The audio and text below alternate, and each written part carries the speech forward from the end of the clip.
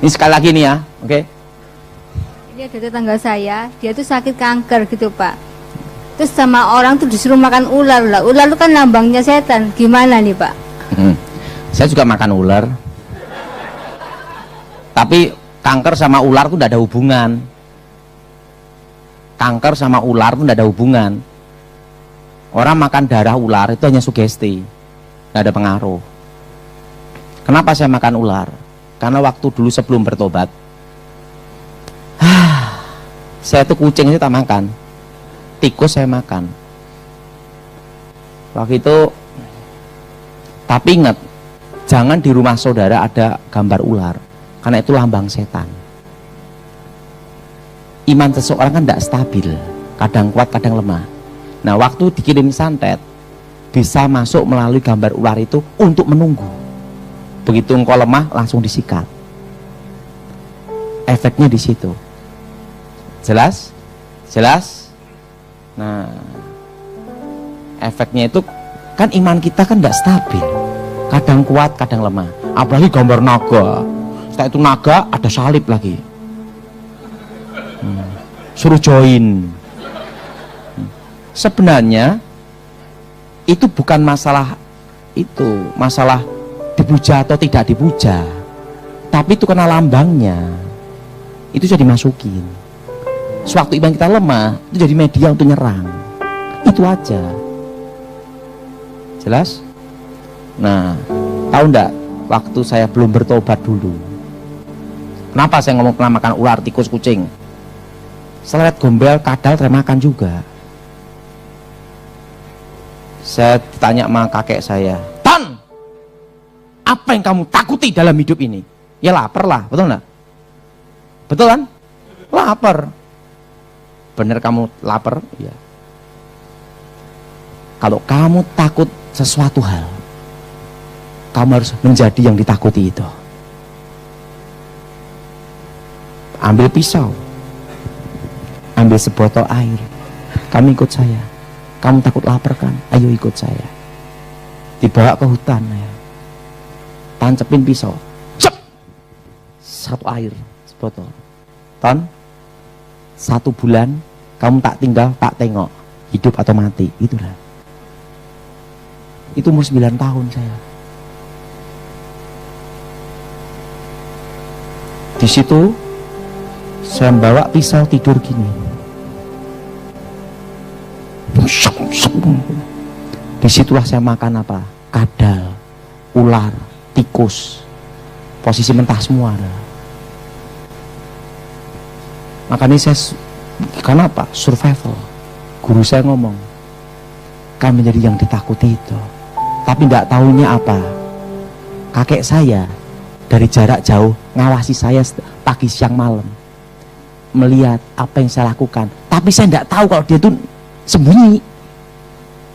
Tapi dia ngeliatin saya. Nah, setelah itu sebulan dia datang nemuin saya. "Ton, gimana? Kamu udah takut lapar?" "Enggak." "Kenapa?" "Takut dikirim lagi." Nah, setelah itu kakek saya ngomong, apa yang kamu takuti haruslah menjadi yang ditakuti. Umur 9 tahun saya dilatih itu. Apa yang kamu takuti dalam hidup ini? Lapar. Kamu bisa menjadi yang ditakuti itu. Nah, makanya Pak Gilbert, kalau KKR saya sering diajak, "Daud, sini." Nah, makanya saya ini begitu masuk satu tempat, pintu keluar, pintu masuk, langsung saya lihat. Itu udah langsung kayak memori dah. Tek tek harus gini. Bila terjadi kerusuhan, terjadi kericuan, ada bom gini, tek keluar sana, keluar sini, tek tiarap sini, langsung gitu dah. Itu ada gunanya juga. Kan saya dari kecil dilatih itu terus. Untung saya tidak paranoid. Itu setiap hari saya dilatih itu terus dulu. Suatu kali saya diajak Pak Gilbert di Timur Leste. Nanti Pak Gilbert nanti cerita.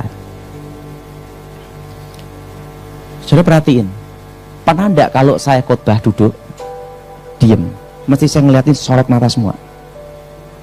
Begitu saya duduk gini, saya lihat sini, lihat sini. Kenapa? Dari kecil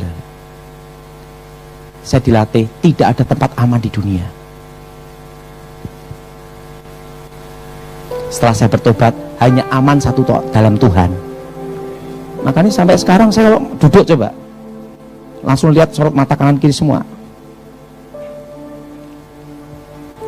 Itu ada gunanya juga. Waktu masuk Timor Leste, baru terjadi keributan antara Al-Katiri dengan Sanana Gusmao. Ada ribut-ribut dikit lah gitu, politik kan. Saya dengar dari ribut apa, saya tidak ngerti juga. Nah. Hanya isu-isu ribut-ribut, mereka berdua ribut itu. Tapi ribut isunya benar atau enggak, saya enggak tahu. Begitu masuk ke KKR, sebelum Gilbert Khotbah, saya lihat menara dulu. Itu seperti saya tuh kayak sudah kebiasaan sejak kecil. Menara dulu, blek, blek, blek. Lapangan, pintu keluar sini, pintu masuk sini, blek. Langsung. Kondisi seperti ini, pengamanannya gini, blek, harus seperti ini, tek. Posisi Gilbert harus seperti ini, blek, blek, blek gitu. Itu langsung kayak terprogram di sini, tek, tek, tek, tek, tek, tek, gitu. Saya awasi menara. Jadi Gilbert Khotbah, saya dengerin, sama lihat menara. Tiba-tiba saya lihat orang bawa laras panjang, senjata laras panjang,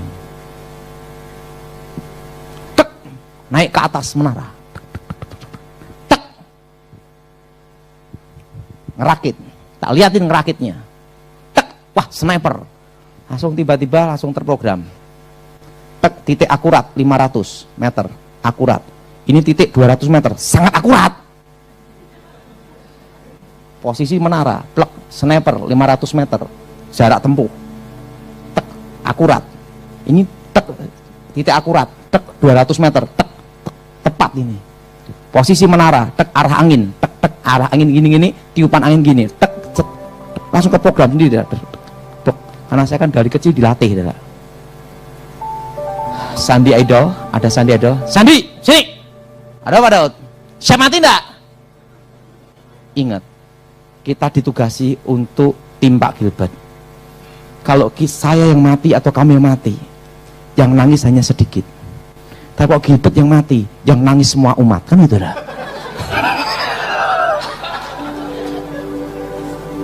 Kalau saya yang mati, sama kamu yang mati, yang nangis sedikit. Istri saya, anak aja. Kalau kamu belum nikah, hanya orang tua aja. Kalau Gilbert mati ketembak, sebaiknya nangisin.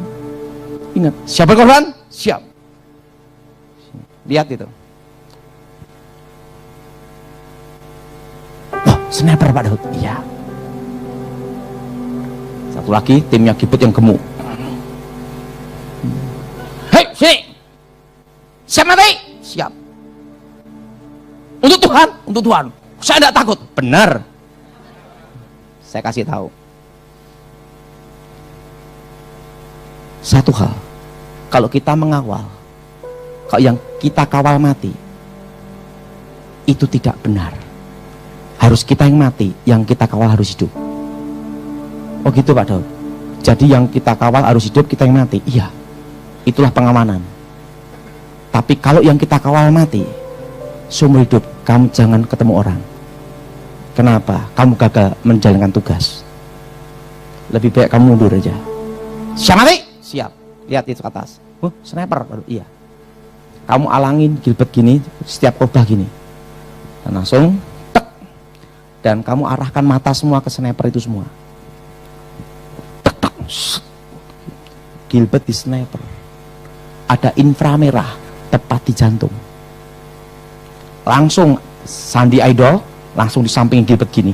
Saya juga di belakang gini-gini juga. Jadi Gilbert gini, saya juga gini loh. Gini untuk ngalang-ngalangin apa? Inframe. Ingat, saya ngomong, kalau saya yang mati, itu udah tugas saya. Kalau Gilbert yang mati, itu kesalahan besar. Setelah itu, yang bagian gemuk, jadi Gilbert Khotbah gini, wah dia gini-gini loh. Nah, inframerah gini terus dia ada. Langsung dari Fretilin, tentara Timor Leste, lihat, sniper, kejar, dikejar. Pak Gilbert khotbah. Ada bunyi buak gelundang untuk pengalih perhatian namanya. Ibu Renda, satu hal Ibu. Nanti Ibu jalan di belakang saya di depan. Kalau nanti sniper itu turun bawa pistol, saya akan berusaha ngerampas pistolnya itu dan saya pasti mati. Kenapa? Secepat saya tetap tidak bisa secepat peluru kan gitu. Jadi saya pasti mati. Begitu bunyi dok, saya rampas ini. Nanti Ibu sama Pak Gilbert langsung tiarap ngerayap. Saya enggak kepikir kok Gilbert itu gemuk.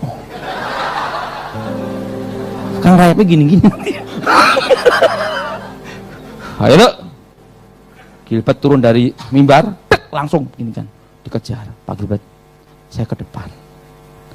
Waktu itu saya pikiran saya satu, dia yang mati atau saya yang mati. Satu aja pikiran saya. Dalam hati saya, Tuhan kalau saya mati gugur dalam tugas untuk menjaga si gemuk ini adalah suatu kehormatan, karena yang saya kawal hidup saya mati, tapi jangan sampai dia mati saya hidup. Gitu aja saya. Udah langsung tek turun. Gilbert, ada apa Daud? Sniper. Oke langsung sampai mobil langsung gini. Haleluya, itu gunanya kawan.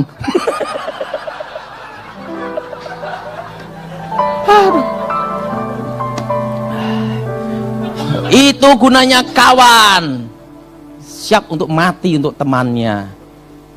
Lah kamu gak tahu Daud, saya karena dari kecil saya tuh kebiasaan tidak ada tempat aman.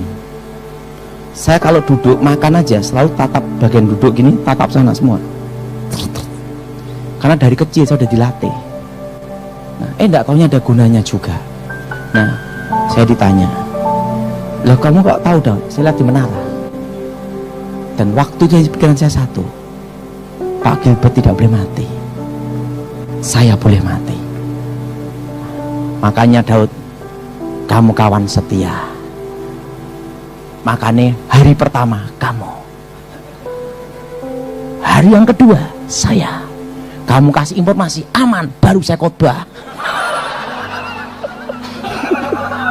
Makanya coba kakernya Pak Gilbert, saya selalu datang ada. Daud, kamu di mana? Sudah di lokasi. Udah kemana? Khotbah. Aman dah? Aman. Aman. Bos datang. Haleluya gitu. Satu hal, jadi saya dari kecil udah ditanam, kalau kamu menjaga seseorang. Sebelum saya akhiri ini ya, saya ditanya, ini saya mau bicara tentang kesetiaan. Ada dua orang yang dibesarkan kakek saya, satu saya, satu pembantu laki-laki. Tony, kamu kesini. Ada apa guru? Kamu keluar dari pertapaan ini, angkat pedang dan naikkan bendera. Kamu harus terkenal untuk mengenalkan siapa kamu. Baik guru. Pon, sini pembantunya, laki-laki ini. Kamu saya kasih tugas. Apa perintah Mbah Guru? Kamu tidak boleh nikah. Dan kalau aku mati, kamu jaga kuburanku sampai mati juga. Hah? Dua orang dengan tugas beda. Saya ngomong sama kakek guru saya, baik, saya keluar dari tempat pertapaan ini untuk menjadi yang tak terkalahkan seperti kakek.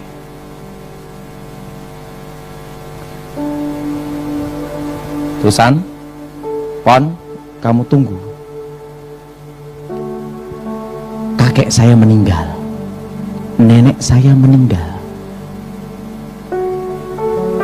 Pembantu laki-laki ini, dia siapin makan minumnya seperti kakek nenek saya masih hidup.